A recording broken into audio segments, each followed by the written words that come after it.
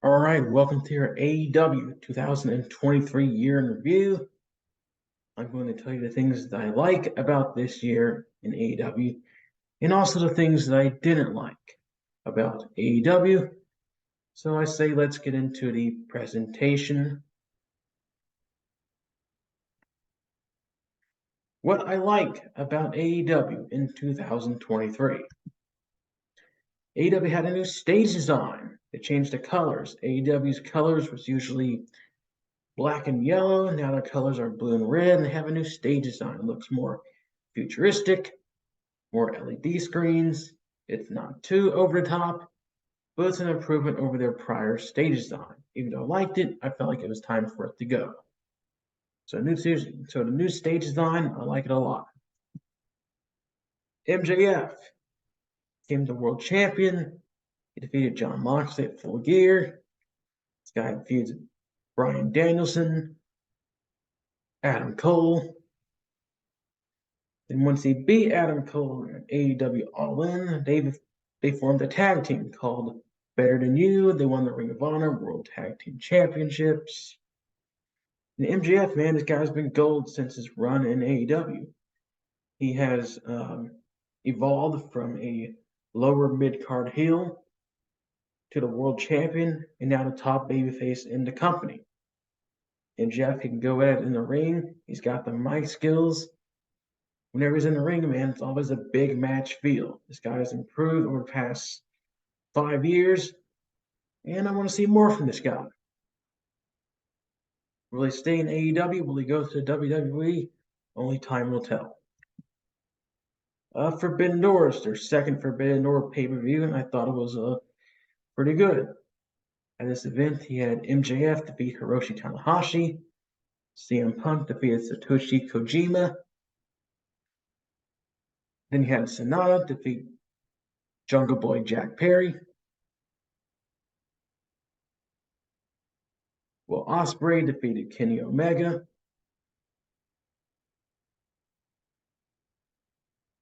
And then in the main event, Bryan Danielson defeated Kazuchika Okada.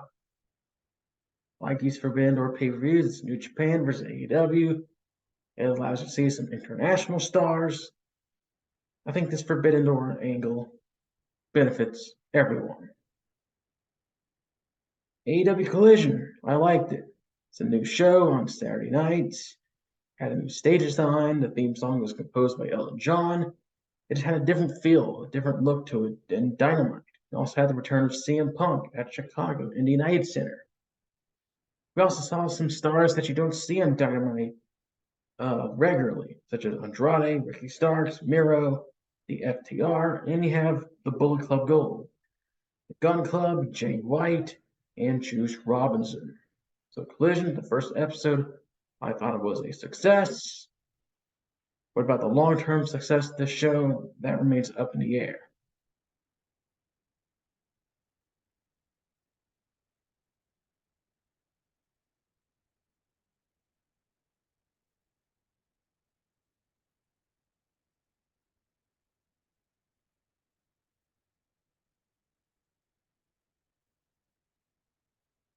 Then you have All in London. Tony Khan announced this show that AEW was headed to the United Kingdom. Now, I thought AEW was going to do some type of, Dynamite episode in the O2 Arena, but no, Tony Khan decided to do a full-blown pay-per-view in a football stadium. And AEW sold around 80,000 tickets, which is more tickets sold than any wrestling event, including WrestleMania 32. They sold 80,700 tickets. This thing sold 80,800 tickets. So I'm glad there's a market for AEW overseas. This is a big deal for AEW, big deal for Tony Khan, and a big deal for pro wrestling. And it shows that if AEW can remain success, All In AEW can be seen on the same level as WWE and WrestleMania. Will that hold up? We'll see. But we'll go over a select few of the matches.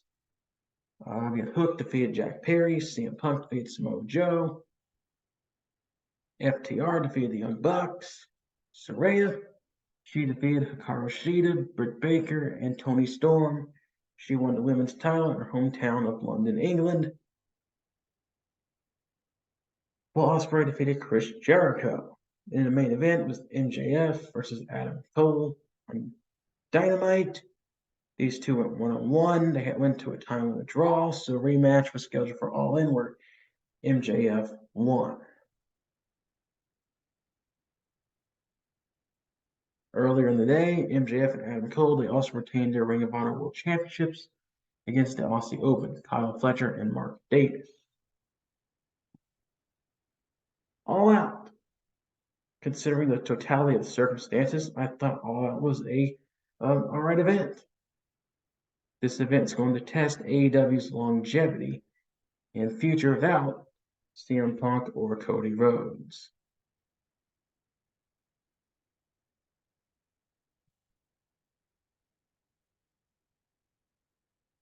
As far as the results, Bryan Danielson defeated Ricky Starks. Konosuke Takeshita defeated Kenny Omega. The Bullet Club Gold, they defeated FTR and the Young Bucks in an 8-man tag match. And last but not least, this was the main event. It was for the International Championship. Jon Moxley defeated Orange Cassidy. Orange Cassidy had a long run as International Champion, put on some amazing matches, and now he's being tested by Jon Moxley. I think Orange Cassidy can be a main event player. That's what Tony Khan sees it in him. Grand Slam. AEW had their third Grand Slam show.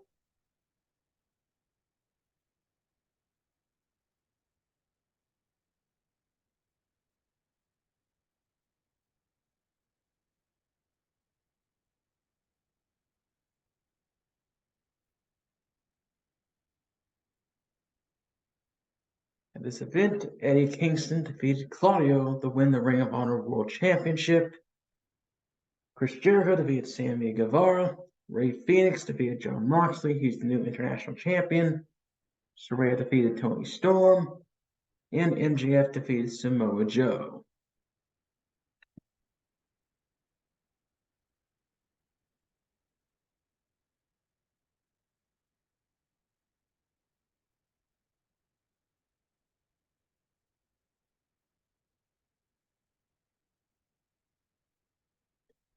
The next pay-per-view is Wrestle Dream, a new pay-per-view. It seems that AEW is expanding their pay-per-view calendar. I don't mind it, and this show paid homage to Antonio Inoki, who passed away earlier this year. This event, you had Eddie Kingston. He defeated Katsuyori Shibata. Swerve Strickland defeated Adam Page. Ricky Starks defeated Wheeler Yuta. Bryan Danielson, he defeated Zack Sabre Jr. The Don Callis family, Konosuke Takeshita, Will Ospreay, and Sammy Guevara defeated Chris Jericho, Kenny Omega, and Kota Ibushi. Then in the main event, we had Christian Cage. He defeated Darby Allin. And at the end of the show, we saw the debut of Edge, Adam Copeland, as he stares down Christian.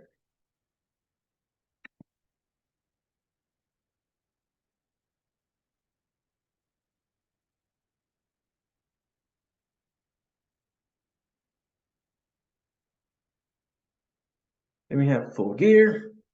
The next pay-per-view, Eddie Kingston defeated Jay Lethal. Claudio defeated Buddy Matthews.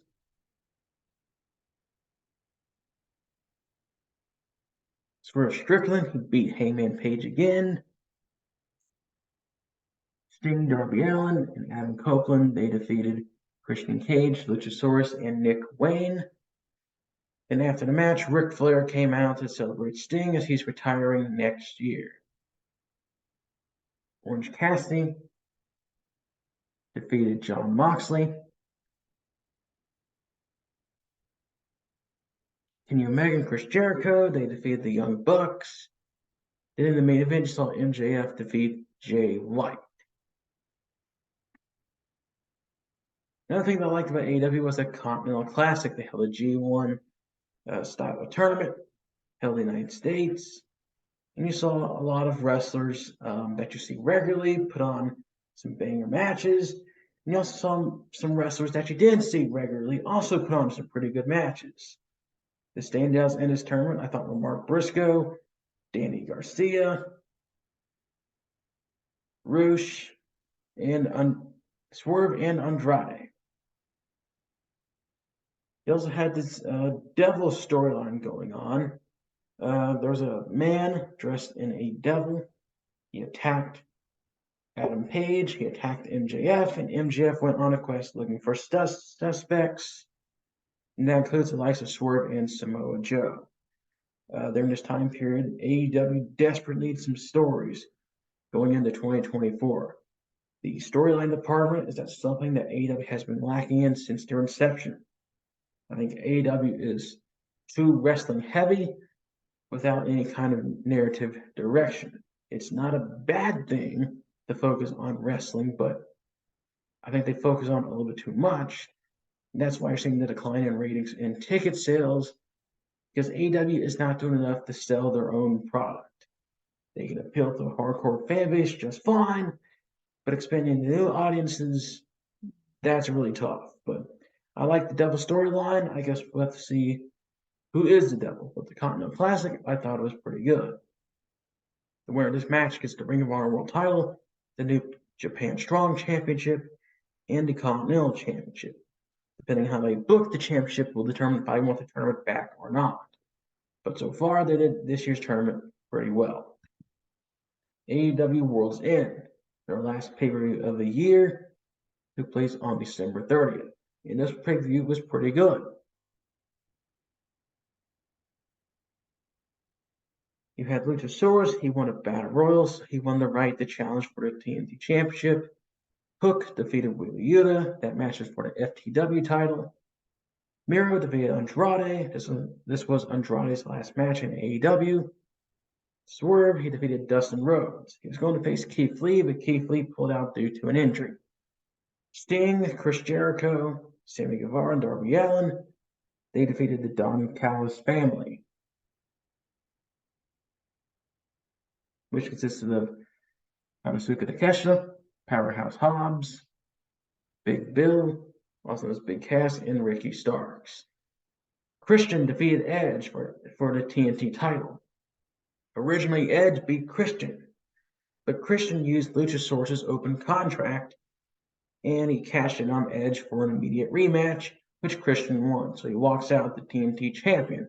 Edge will have the shortest reign of being the TNT champion. The Continental Classic Finals, saw Eddie Kingston beat Jon Moxley. He proved that he is the comeback kid. We'll see how they book Eddie Kingston. This will decide if I want a tournament back or not. The main event was for the AEW World title. Samoa Joe defeats MJF. He becomes the new champion. When the match was over, saw a bunch of devil figures surround MJF. And it is revealed that Adam Cole, MJF's best friend, who suffered an injury, is the devil. So if there's one thing I like about AEW this year, is their pay-per-views. They were always fantastic. Weekly shows, hit or miss. This was the stuff I liked about AEW.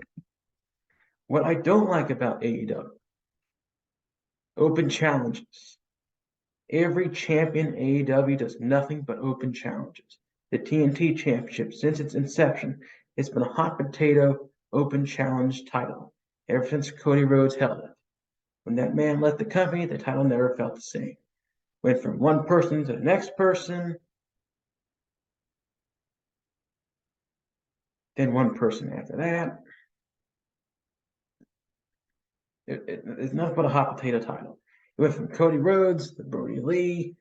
Brody Lee dropped the belt to Cody Rhodes. Cody Rhodes dropped the belt to Darby Allin. You saw Darby Allin drop the belt to Miro. Miro drops the belt to Sammy Guevara. Sammy Guevara drops the belt back to Cody Rhodes. Cody Rhodes drops the belt back to Sammy Guevara. Sammy Guevara drops the belt to Scorpio Sky. Scorpio Sky drops the belt to Sammy Guevara. Sammy Guevara drops the belt back again to Scorpio Sky, who drops the belt to Wardlow, who drops the belt to Samoa Joe, who drops the belt back to Darby Allin. Darby Allin drops the belt back to Samoa Joe. He drops the belt back to Wardlow.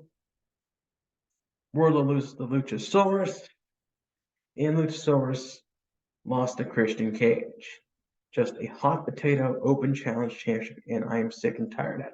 Hook, FTW champion, same thing. This championship should be a hardcore ECW style championship where the champion must defend their title in hardcore death matches. But nope, Hook goes out there, does nothing but defend about open challenges against challengers that don't stand a chance. TBS champion, same thing. Jade Cargill.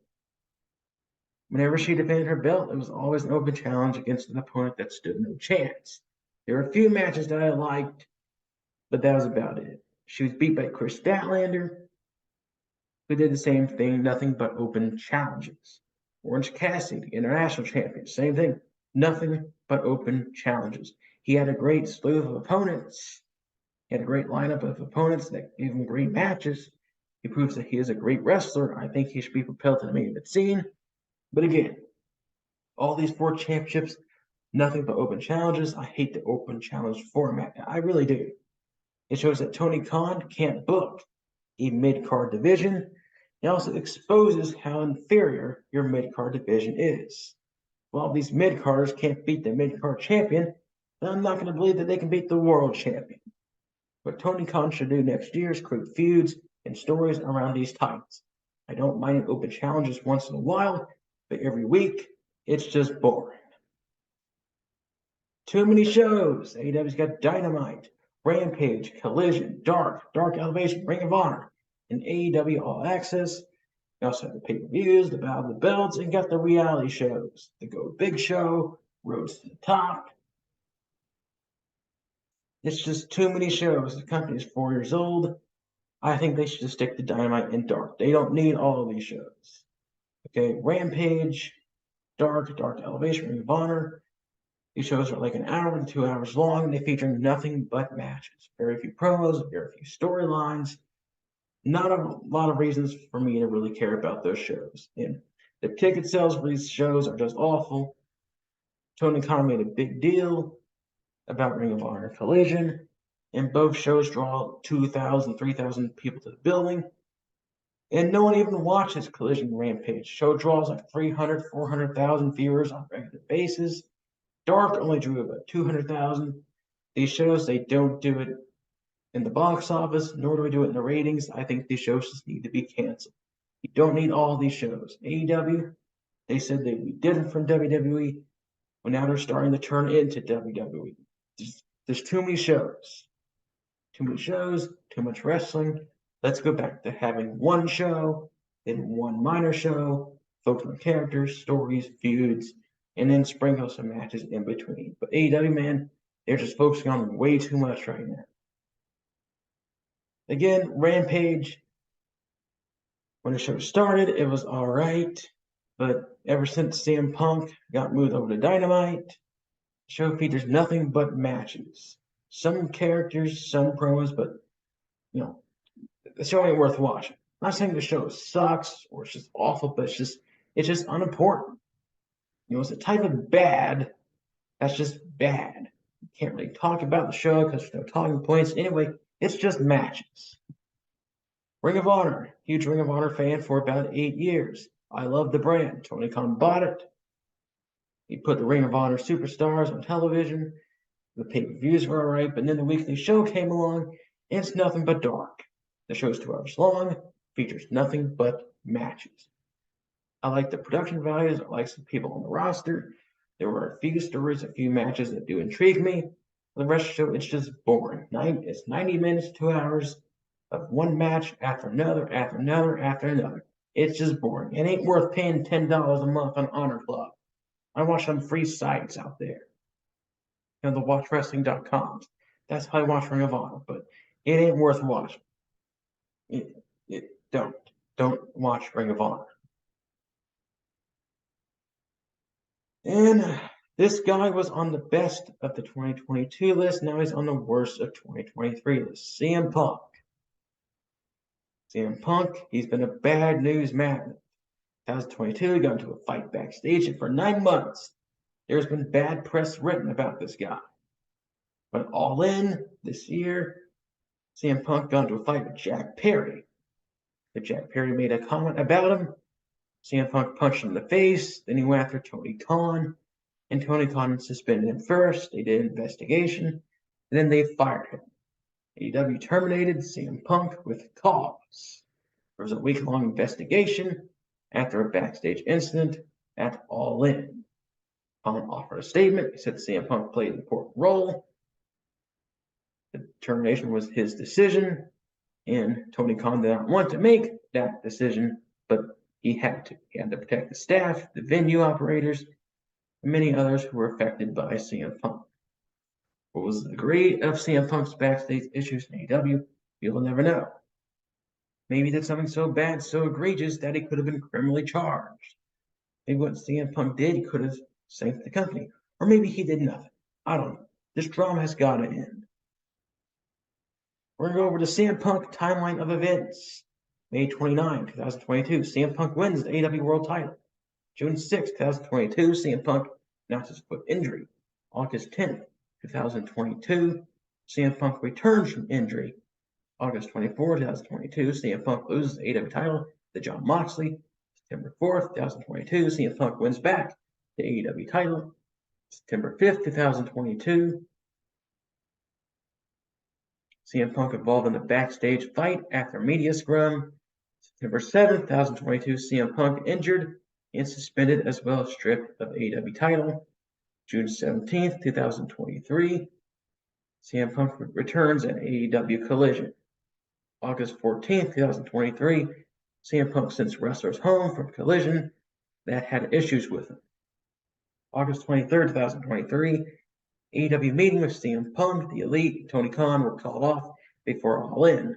August 27th, 2023, CM Punk defeats Samoa Joe at All In. August 28th, 2023, CM Punk involved in a backstage altercation with Jack Perry. The next day later, he was suspended. September 2nd, 2023, CM Punk terminated. Then on November 25th, 2023, CM Punk returns to WWE at Survivor Series. Another bad thing that could damage AEW is them losing their Warner Media TV deal. According to Pro Wrestling Insider, the WWE were in New York speaking to executives from Warner Bros. Discovery about the Raw TV deal that expires in October of next year. Warner Brothers attaining the rights to Raw would have massive implications for AEW because their shows currently air on Warner Media Network. And if WWE can sign a 5-year, $2 billion exclusive TV rights deal for Warner Media, AEW would have to go to a different network. I think it makes sense at this point. NXT is currently airing on the CW. SmackDown's going back to USA. If you're Warner Brothers, why not sign Monday Night Raw? Own Raw and NXT. As for AEW, where do they go next year? Do they get canceled? Do they get renewed? I have no idea. But if they get canceled, I don't think things are looking good. Similar promotions that lost their TV deals. TNA, they lost their TV deals with Spike TV and Destination America 2014-2015. All the top stars left the company. TNA was sold to Anthem, and their viewership went from 1 million viewers in 2014 down to 100,000 viewers. Ring of Honor lost their TV deal with HDNet. The company was sold to Sinclair. Top stars left during the formation of AEW in the pandemic. The company was shut down in 2021, and Tony Khan purchased it in 2022. Lucha Underground, they faced a series of lawsuits from several wrestlers. Lucha Underground went on a hiatus with El Rey in 2019, and the company went out of business in 2020. WCW lost the lead in the Monday Night Wars in 1998. Eric Bischoff was removed from Power. Top stars left to go to WWE. Time Warner sold to AOL in 2000. WCW was canceled from Time Warner in 2001, and Vince McMahon bought the company in 2001 as well.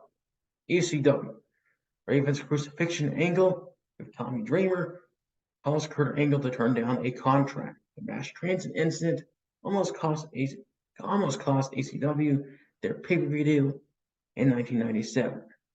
ECW was canceled by TNN in 2000. ECW sold to WWE in 2001, and the W revived ECW during the years of 2005 to 2010.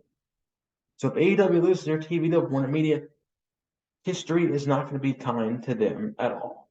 So AEW in 2024, Tony Khan has to throw a Hail Mary to the end zone and hopes that AEW catches it. So Tony Khan fumbles the football. Triple H is going to pick it up.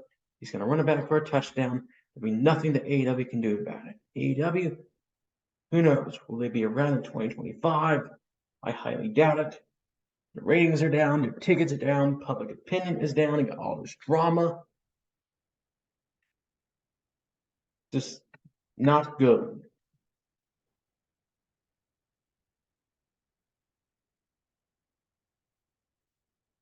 But considering the totality of the circumstances, I thought AEW did a pretty good year. I would give them a rating of 8 out of 10. Same as last year. But next year, AEW, get your ratings up. Get your attendance numbers up. Get rid of the bad press. Because next year's the end of their 5-year business plan, and I will determine whether they're truly competition to WWE or not. So this has been your AEW 2023 year in review. I thought it was a good year. Some things I liked, some things I didn't like, and some major concerns. Leave your comments down below. Tell me what you liked and didn't like. I'll see you all later for the WWE year in review.